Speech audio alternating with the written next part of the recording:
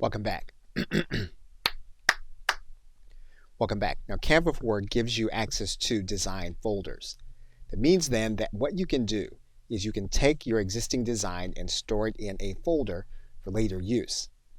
So what we can do here is we can create a separate folder. We can give that folder a name, and we can give our team members access. We can give team access to the folder, or we can give access to specific individuals. So in this case, what we can do is we can say that our entire team can edit what's in this folder. We can then click Create and Share Folder. In order to utilize it, what we would do is make sure that we saved our images or designs with a name.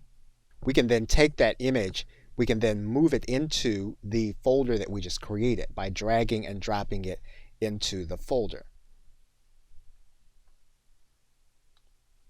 This image will then be part of the folder that we created.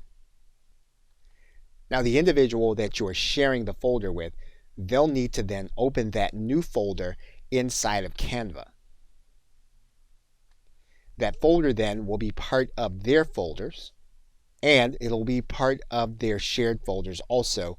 They'll be able then to get access to the image in order to work with it.